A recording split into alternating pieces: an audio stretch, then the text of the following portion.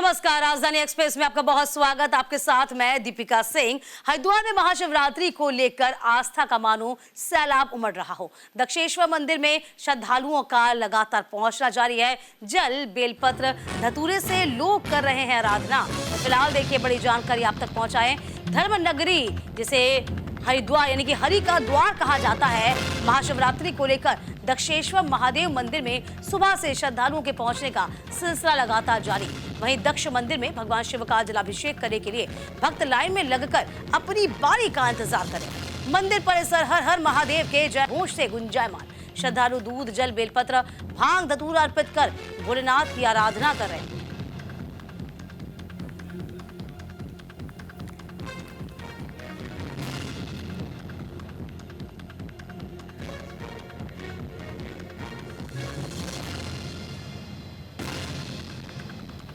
तो फिलहाल देखिए हरिद्वार में महाशिवरात्रि को लेकर आस्था का सैलाब मानो उमड़ पड़ा हो।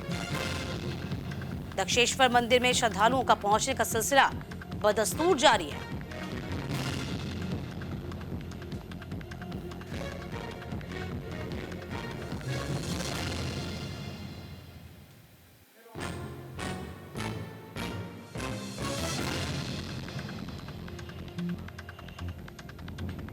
तो चारों ओर भक्त पहुंच रहे हैं। हर की पौड़ी में भी श्रद्धालुओं ने स्नान किया।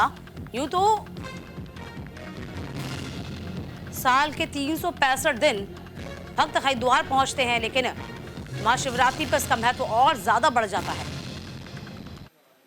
देहरादून से महाशिवरात्रि से जुड़ी बड़ी खबर भी आप तक पहुंचा दे। टपकेश्वर मंदिर में श्रद्धालुओं का जमावड़ा है। शिवालयों में लोगों की लंबी कतारें देखी जा सकती हैं, जिसमें मंदिर के बाहर पुलिस प्रशासन भी मुस्तैद है। देश भर में महाशिवरात्रि की धूम है। इधर देहरादून में शिवरात्रि के मौके पर प्रसिद्ध टपकेश्वर मंदिर में श्रद्धालुओं के आने का सिलसिला जारी। टपकेश्वर मंदिर को लेकर ऐसी मान्यता है कि महाभारत काल से जुड़ा मंदिर है। यहाँ गुरु द्रोणाचार्य ने तप किया था। वहीं श्रद्धालुओं की भीड़ देखते हुए पुलिस प्रशासन भी मौके पर मौजूद है।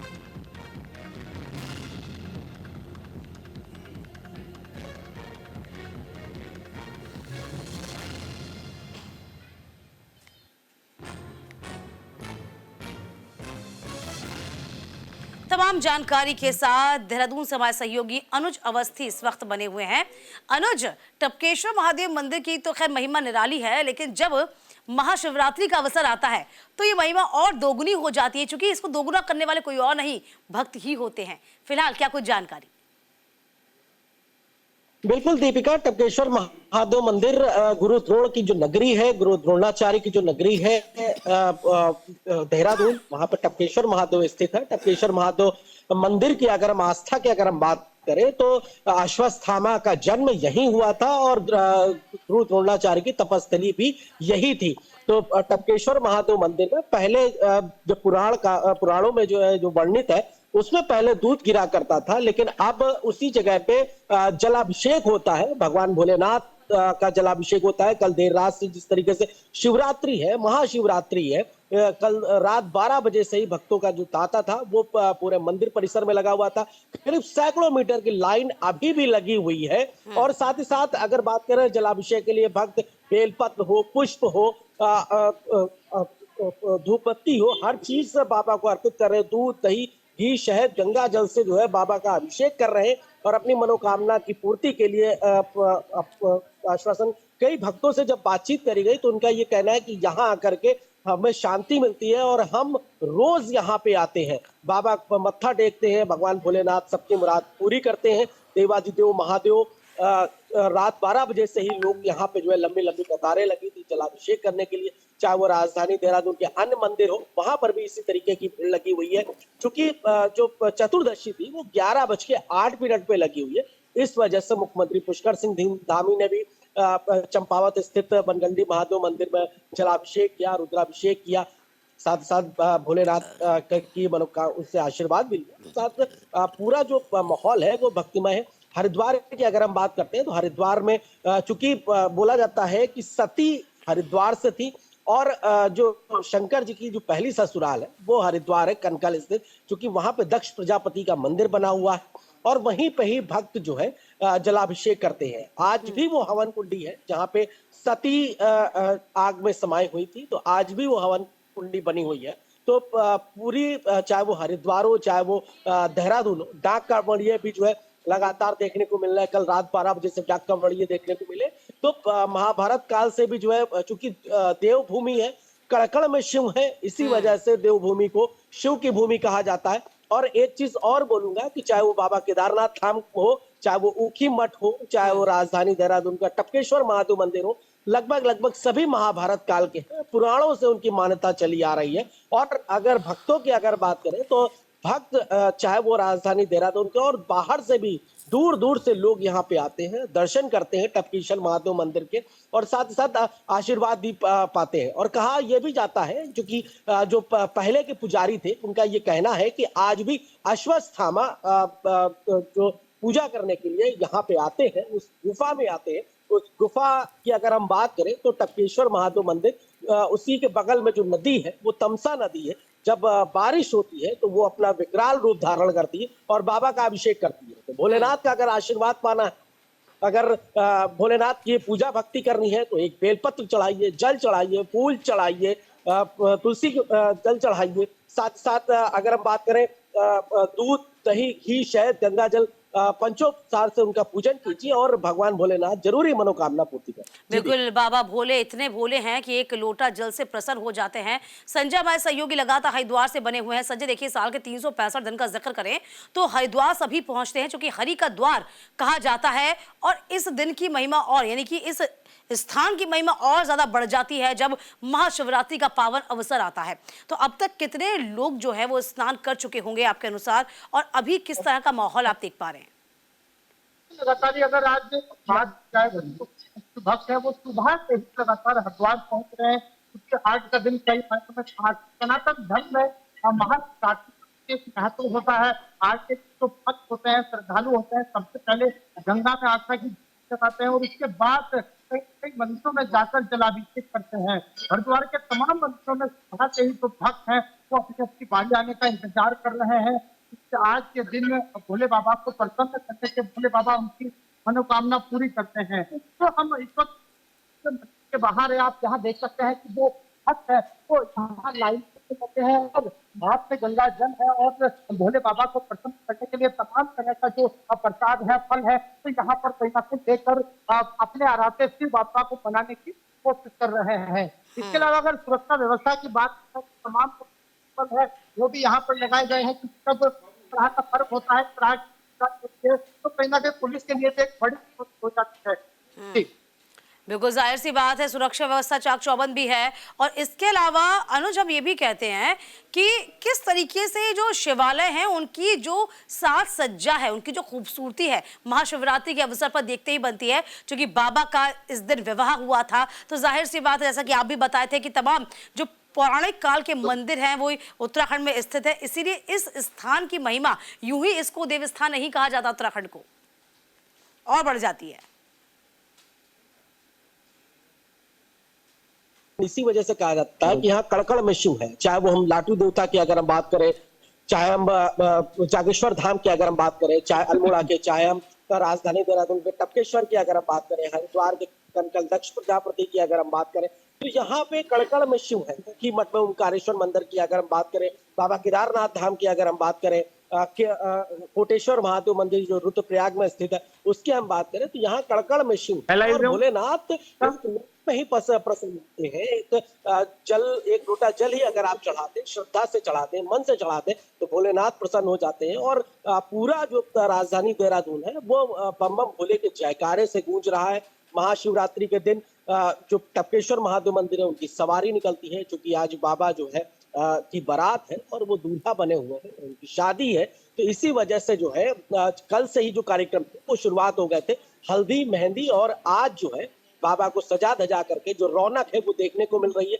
पूरा देहरादून, चाहे वो केदारेश्वर महादेव मंदिर राजधानी देहरादून में स्थित, वहां पर भी जो है साजो श्रृंगार, और लोग लगातार जल अर्पित कर रहे हैं, दूध अर्पित कर रहे हैं, दही चढ़ा रहे हैं, घी चढ़ा रहे हैं, शहद चढ़ा रहे हैं, भस्म चढ़ा रहे हैं, साथ ही साथ बेलपत्र चढ़ा रहे हैं अपनी मनोकामना पूर्ति के लिए, और साथ साथ बाबा से आशीर्वाद भी ले रहे हैं कि बाबा हमें आशीर्वाद दे, उज्जवल भविष्य के लिए आशीर्वाद दे। तो पूरा जो माहौल है वो भक्तिमय है। बिल्कुल। बहुत शुक्रिया आप दोनों का तमाम जानकारी देने के लिए। इस बीच खटीमा दौरे पर सीएम पुष्कर सिंह धामी पहुंचे। वनखंडी महादेव मंदिर पहुंचे हैं सीएम धामी। महादेव मंदिर में सीएम धामी ने पूजा अर्चना की है। तो आज का दिन बहुत खास है, महाशिवरात्रि का पावन अवसर। हर आमो खास शिवालय पहुंच रहे हैं, भक्तिभाव से माथा टेक रहे हैं। खटीमा के दौरे पर सीएम पुष्कर सिंह धामी है। उस बीच देखिए ये तस्वीरें अपने आप में बेहद खास तस्वीरें हैं, जिसमें भक्तिभाव से सराबोर आपको नजर आ रहे होंगे। और देखिए लोगों को भी नमन करते हुए, देखिए ये होता है डाउन होना, डाउन टू अर्थ होना, जिसमें हमेशा से इस बात का परिचय धामी जरूर देते नजर आते हैं। तो वनखंडी महादेव मंदिर में सीएम धामी इस वक्त देखिए तस्वीरें आप तक पहुंचा रहे हैं, जहां पूजा अर्चना की है, लोगों से आशीर्वाद दे रहे हैं। बड़े बुजुर्ग जो हैं उनको हमेशा से सहर्ष होकर आशीर्वाद देते हैं और ये तस्वीरें बहुत खास हैं।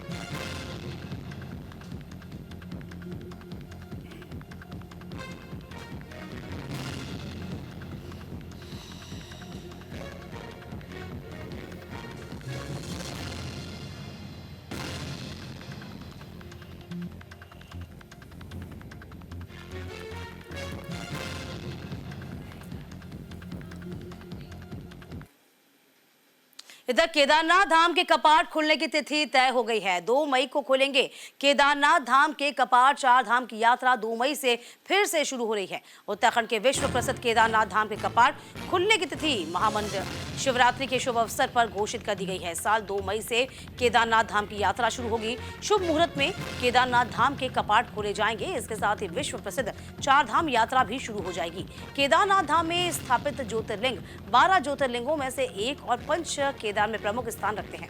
हर साल शीतकाल में भारी बर्फबारी के कारण 6 महीने के लिए बंद कर दिया जाता है। इस दौरान पूजा अर्चना ऊखीमठ स्थित ओंकारेश्वर मंदिर से संपन्न होती है।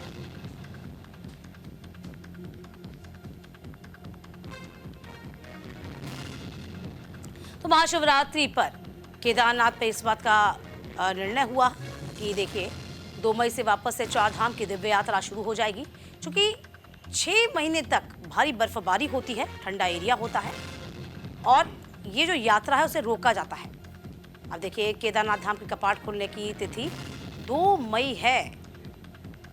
4 धाम की यात्रा 2 मई से वापस से शुरू कर दी जाएगी।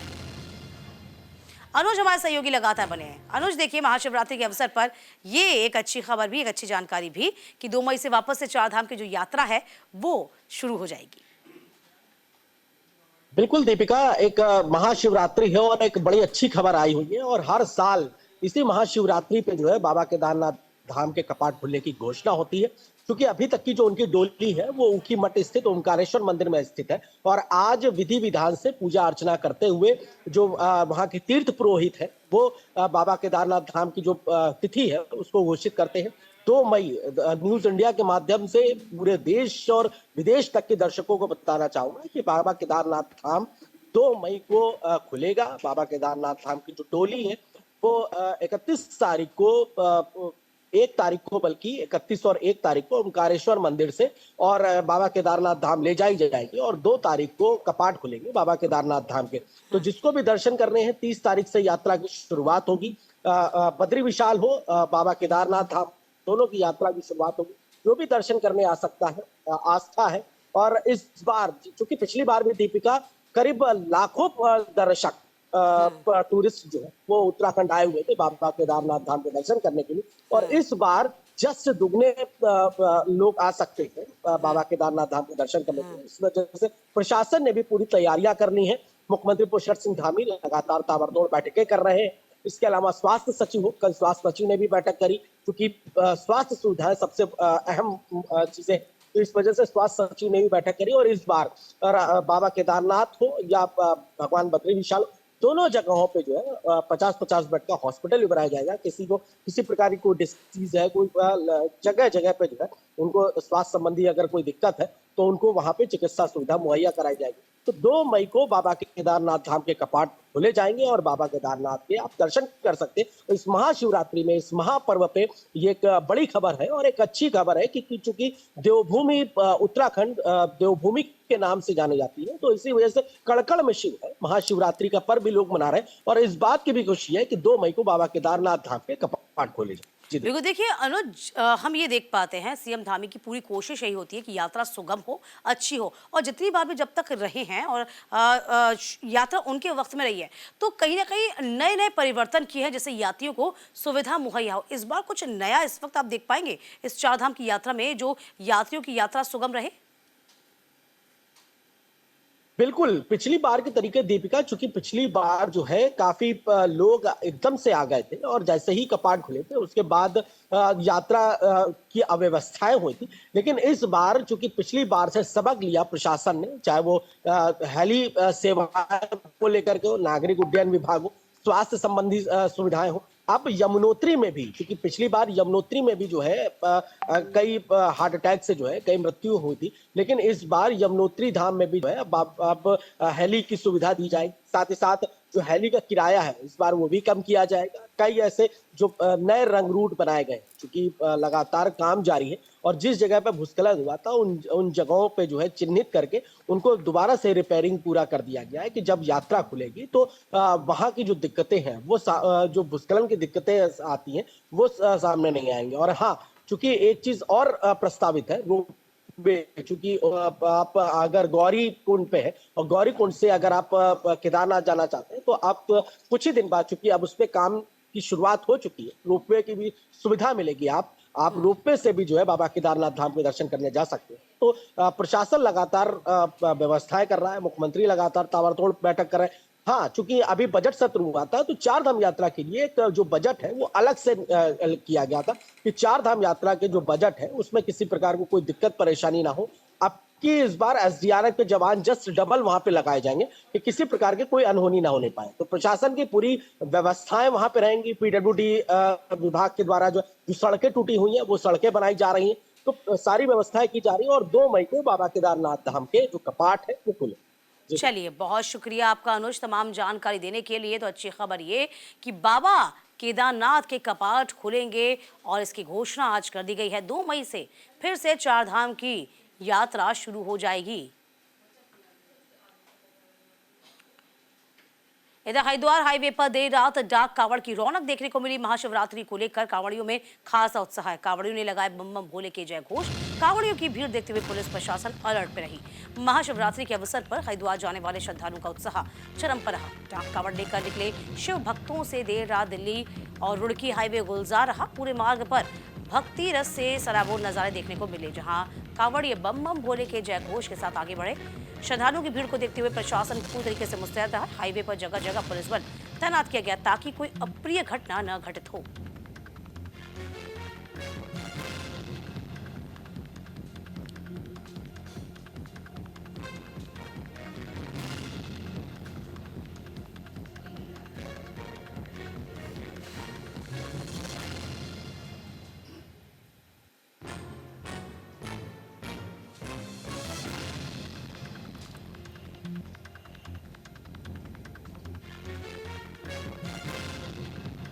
कावड़े लगाए बम बम भोले के जय घोष। देर रात डाक कावड़ की रौनक देखते ही बनी है।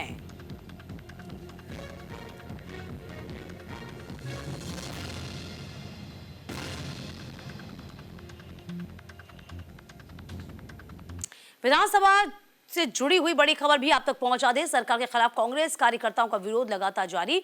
गैरसैंण में कांग्रेस कार्यकर्ताओं ने प्रदर्शन किया। विधानसभा अध्यक्ष गो बैक के लगाए गए नारे लगाए गए हैं। देखिए, देहरादून में विधानसभा अध्यक्ष आपको बता दें इस बाबत सामने आए, जहां सभा बजट सत्र के दौरान वित्त मंत्री प्रेमचंद अग्रवाल के द्वारा पहाड़ियों को अपशब्द कहने और विधानसभा अध्यक्ष रितु खंडूरी के कांग्रेस विधायक लखपत बुटोला को फटकार लगाने का मामला तूल पकड़ना। इसी को लेकर सूबे की ग्रीष्मकालीन राजधानी गैरसैंण में विधानसभा के प्रदेश द्वार दिवाली खाल में कांग्रेसियों ने जमकर नारेबाजी करी है, विरोध प्रदर्शन किया। इस दौरान पहले से भारी संख्या में पुलिस बल मौजूद रहा और दिवाली खाल बैरियर पर रोक लगा दी गई।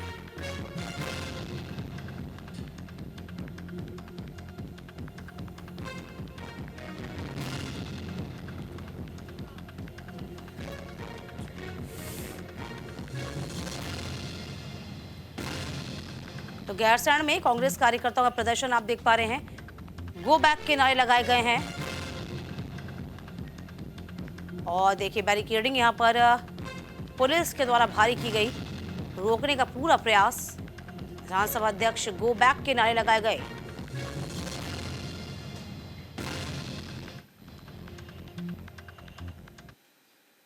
इधर विधानसभा अध्यक्ष रितु खंडूरी पहुंची हैं भराड़ी सयाना। रितु खंडूरी ने शोध संस्थान कार्यालय का उद्घाटन किया, अधिकारियों से विकास योजनाओं की जानकारी ली। विधानसभा में ई सिस्टम कार्यों का निरीक्षण किया गया है। उन्नत सेब के पौधों का निरीक्षण किया गया, पौधारोपण हुआ।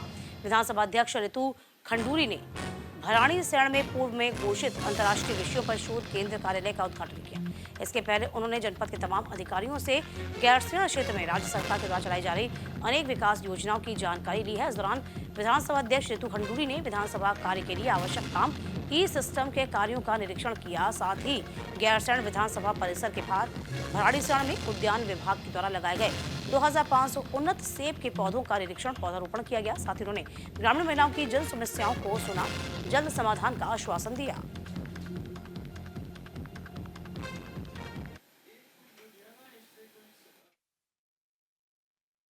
दो चीज़ें यहाँ पर अब हो रही हैं। एक तो हमारा अंतर्राष्ट्रीय शोध संस्थान शुरू होने जा रहा है। दूसरा ई नेवा का जो स्वरूप होगा, जिसमें हम टैबलेट्स के माध्यम से अब सदन को चलाएंगे और धीरे धीरे करके पेपरलेस होने का पूरी तरह से प्रयास करेंगे। इस बार देहरादून में भी हमारे क्वेश्चन आंसर, एजेंडा और बजट हम लोगों ने अपने टैबलेट से किया।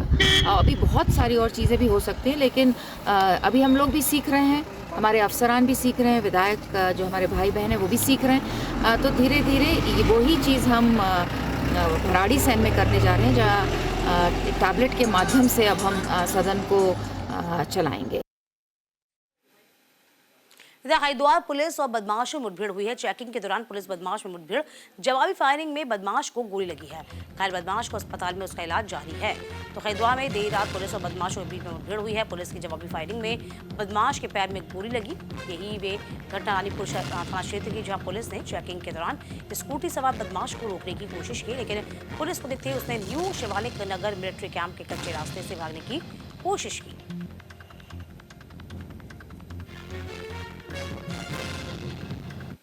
एक व्यक्ति जो पूर्व में लगातार फरार चल रहा था, इसका नाम साबिर है, और अक्टूबर माह में एक पुलिस कर्मियों के ऊपर हमला करने के बाद हमारे होमगार्ड विक्रम को इसने घायल किया था। इससे में ये लगातार फरार चल रहा था। पुलिस इसकी तलाश में भी थी और इस पर 50,000 रुपये का इनाम भी घोषित किया गया था।